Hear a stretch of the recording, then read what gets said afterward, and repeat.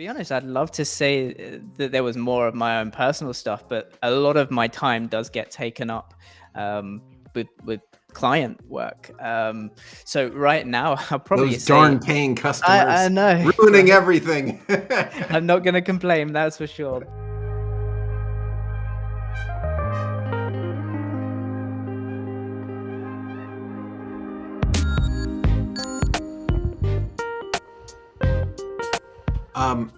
Why don't we talk about your setup for a second? You know, hardware, Sure. software, where you live stream from. Yeah, I can try and show a little bit of as well if you like.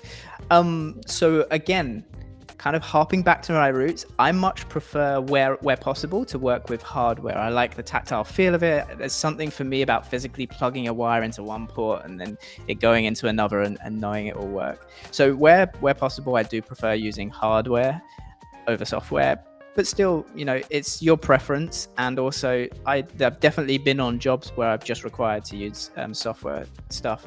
And even now cloud stuff, we do a lot of productions just in the cloud through cloud production and software.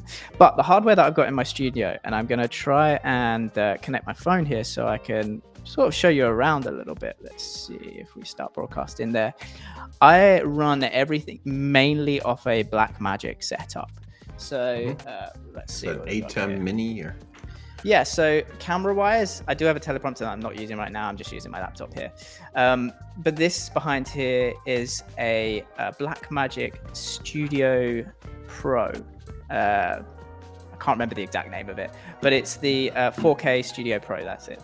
And yeah, I'm also based in a corner of my kitchen.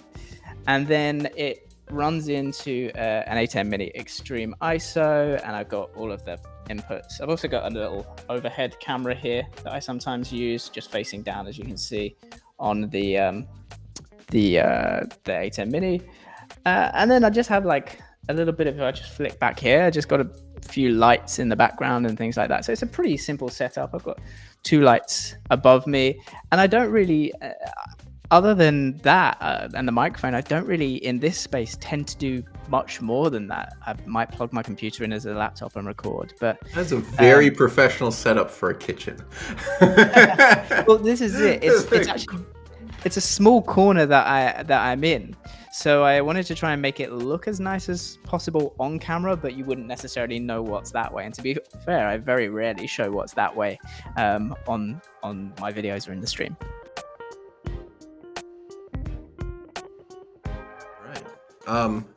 So actually, so you're constantly reviewing cool pieces of hardware. I mean, do the companies all just send them to you at this point? I'd say it's a mixture of both. If there's something that I see that I really want to try, I'll pop them an email and kind of do the spiel of, hey, I've got this YouTube channel where I review tech, would love to feature you on it, and then we'll go into negotiations, which I think, to be honest, is how a similar thing came up with the video that we did. I spotted Speedify. I can't remember exactly where I spotted it, but anyway, I spotted it online somewhere and thought, I wonder if I can use this as a bonding device to use when out and about with an ATEM Mini. And I think I just popped you guys an email and said, I've had this idea, would you like to collaborate on it? And that's how that whole video came about. So I'd say maybe 20% of the time it's that, 20 to 30 if there's a company like I really want to do a video on. The rest of the time it is a pretty full inbox of companies saying, we've got this new product, can we send it to you, would you like to do a review? But I have a very strict policy about doing reviews on my channel. I can go into it. What is the policy? Yeah, sure. Well, let's hear it.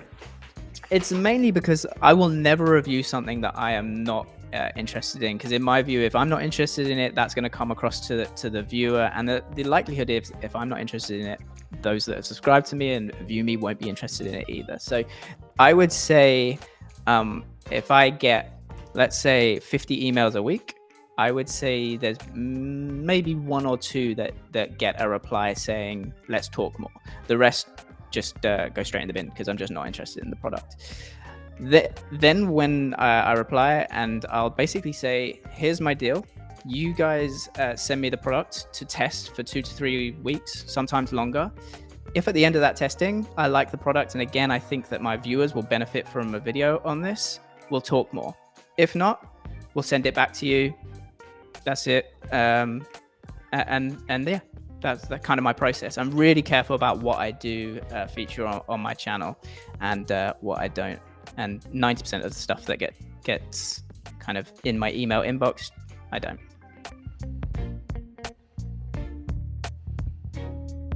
So when do you decide to just stream to one platform, and when do you send it everywhere? Yeah, it's a weird one because I sometimes feel like a lot in the client stuff, it will very clearly be dictated by the client. So that they'll say, we just want to go to Facebook, or they'll say we want it everywhere. So certainly for work stuff, it's dictated to them. For me personally, most of my following, especially nowadays, is on YouTube. So I tend to just stream to YouTube. But there are some times where there are benefits, just from exposure benefits of getting the message out there on as many platforms as possible, that I might want to multi-stream to different locations at the same time.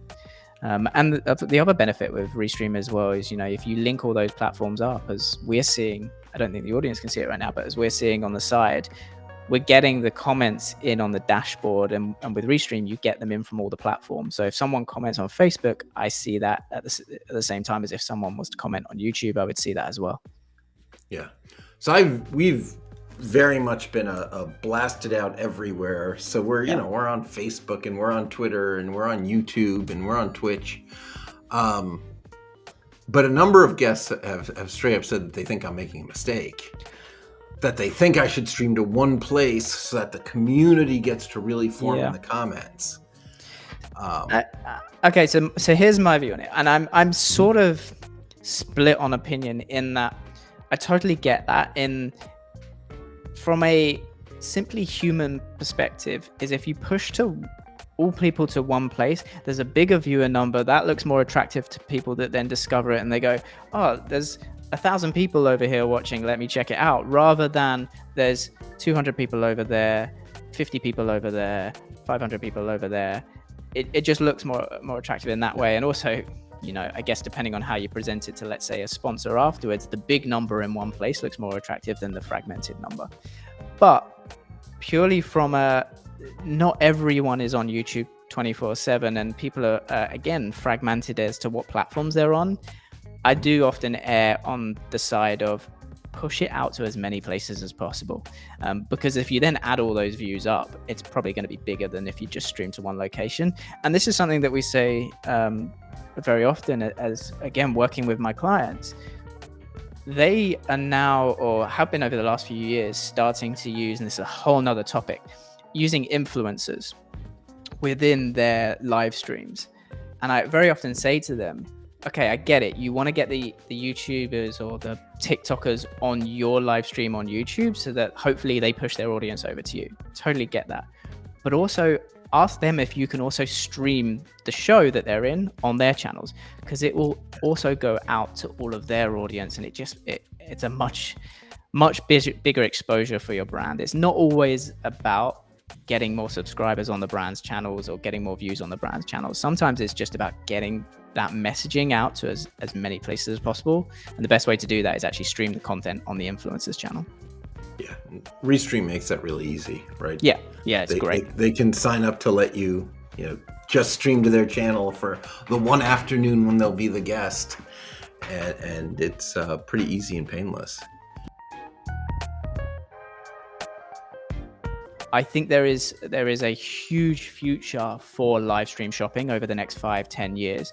TikTok do it fantastically. Facebook Live are doing it really well as well. And a lot of brands, obviously, shopping are really interested in it. Amazon Live has just started doing it, and obviously Amazon also own Twitch, so I wouldn't be surprised if there was some collaboration there. And soon more and more live content, and probably not just live content but content in general, is going to become shoppable content, so that you can very easily, without even exiting the app, purchase a product that you see in a video or in a live stream. Yeah. How do I buy that microphone he's using? So exactly. Sure. Is just getting started live streaming, some finite budget. What do you think that they should start with? and they can't buy everything, right? Yeah. I mean, in reality, you can start with what you've already got. So you've most likely got a smartphone. Most modern day smartphones have fantastic cameras in them that are better than any webcam or anything like that.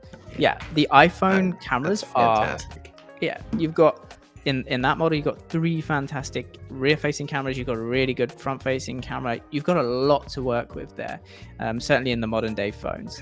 So everybody's a critic, but he's got lines out the door, so who cares how good the food yeah, is? he's happy. He's making money. So yeah, I would always say there's plenty of, most of the social platforms, whether it be Facebook, YouTube, Twitch, have their own native apps where you can go live directly from a mobile device. And that's really the best way to start. Then if you want to start building an actual physical setup, you want to maybe dip your toe into things like multicams and stuff like that.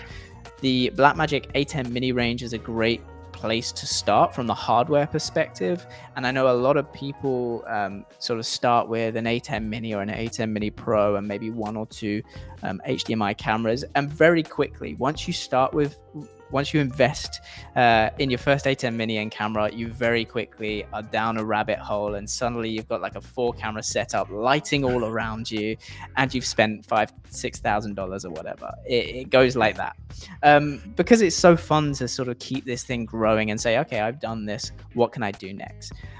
That's if you want to go down that route. Of course, there's other routes you can go down. There are some really good webcams or capture cards to be able to plug in cameras and use the software routes like we talked about earlier, OBS, Wirecast, and there's others out there. Again, you're using Ecamm Live, all great.